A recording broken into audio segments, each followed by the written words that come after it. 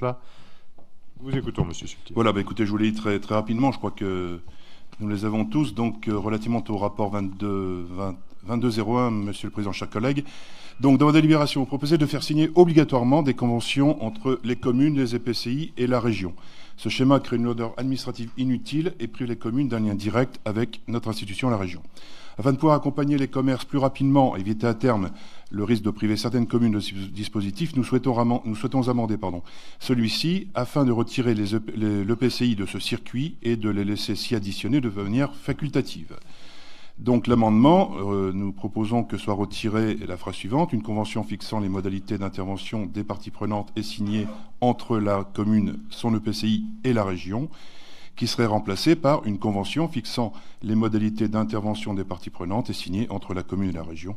L'EPCI peut se joindre à la signature de façon facultative. La philosophie de cet amendement, c'est évidemment d'avoir plus d'efficacité, plus de fluidité et également d'aider les petites communes.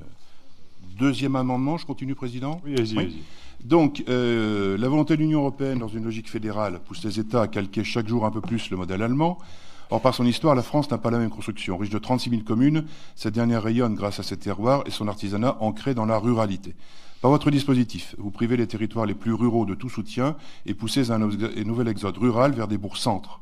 Nos territoires ruraux ont aujourd'hui plus que jamais besoin d'un soutien économique pour résister face à la mondialisation sauvage. C'est pourquoi il est important de soutenir l'artisanat rural, gage d'excellence et de savoir-faire, notamment dans les zones les plus reculées.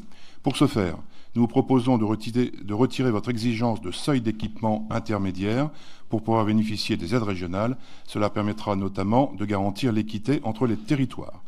Donc, l'amendement consisterait dans la liste des bénéficiaires des aides. Après, les bourgs structurants en milieu rural retenus au titre de ce dispositif sont définis comme suit. Et là, on enlève la présence d'au moins 15 équipements de type intermédiaire, selon la définition de l'INSEE.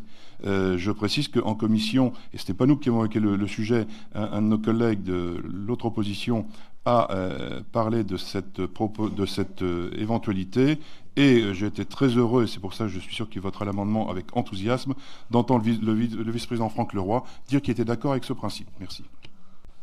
Oui, Monsieur le Président, chers collègues, très rapidement, je ne vais pas rentrer dans la polémique et dans l'invective, Monsieur Leroy. Monsieur Leroy, en commission et en plénière, c'est un peu Mr. Franck et Dr. Leroy.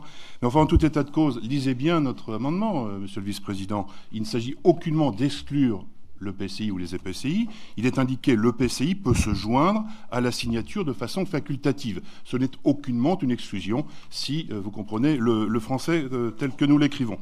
Mais enfin, en tout état de cause, je note votre réaction.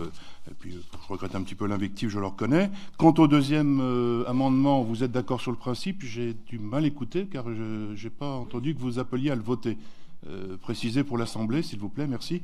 Il est évident que si ces deux amendements étaient refusés, ce qui pourrait éventuellement arriver, nous abstiendrions sur le rapport.